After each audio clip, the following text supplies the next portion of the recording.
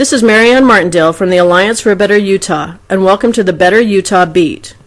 Let's talk about the importance of non-biased, intellectually challenging education.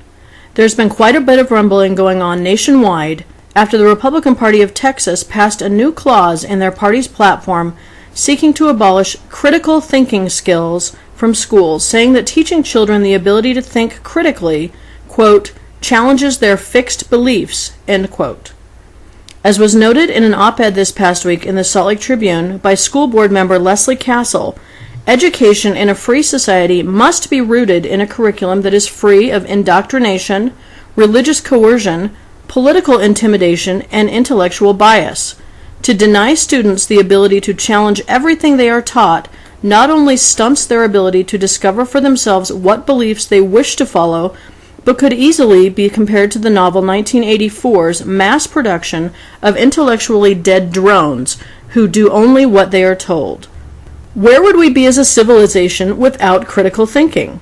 Without it, we would still view the world as flat, and Columbus would never have sailed to the New World. And we certainly would have never launched a rocket into space, let alone an astronaut.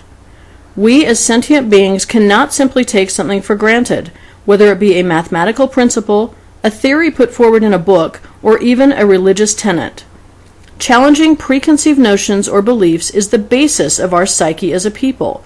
Without the ability to learn, question, and come to our own conclusions, we are little better than ants, mindlessly following along simply because we were indoctrinated to do so, devoid of all personal conviction. As Ms. Castle went on to say in her op-ed, this means that our schools must studiously avoid bias in any form. One set of political ideologies cannot be held up as superior over another. One religion cannot be given preference. The curriculum taught by teachers must challenge each and every student, no matter what their background.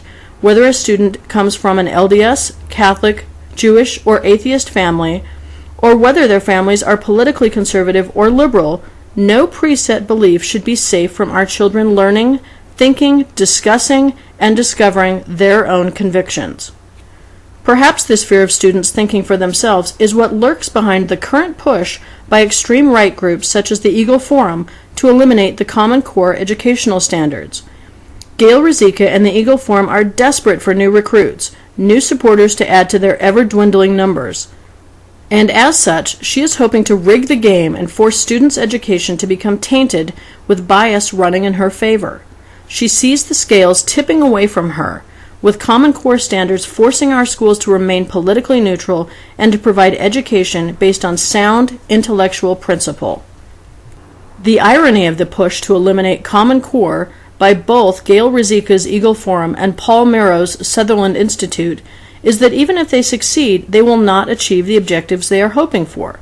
If Ruzicka and Merrow are allowed to bias students from an early age into believing what they believe, without those students being able to think and arrive at the conclusions on their own, this next generation of conservatives will be the weakest America has ever seen.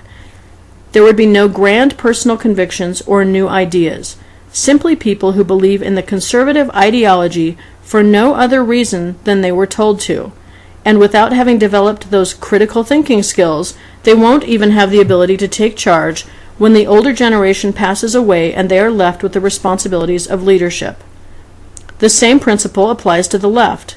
The danger is just as perilous if attempts are made to try and prevent students from learning about conservative principles.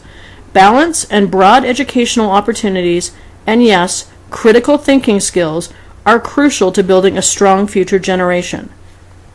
Education is meant to be the great equalizer.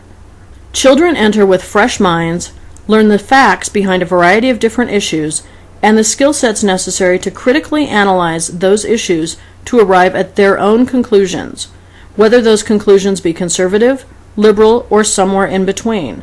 Of course, the parent's voice matters. The lessons children learn at home are a valuable part of their overall education and growth. Home is the ideal environment to teach them the moral values and the belief system of the family. Let's leave it there where it belongs, and keep schools as the independent, politically neutral, and intellectually safe harbors they are meant to be. Until next week, this is Marianne Martindale from the Alliance for a Better Utah with this week's edition of the Better Utah Beat. Have a great week, And remember that together we can make a better Utah. For more information about the Alliance for a Better Utah's current projects, please visit betterutah.org.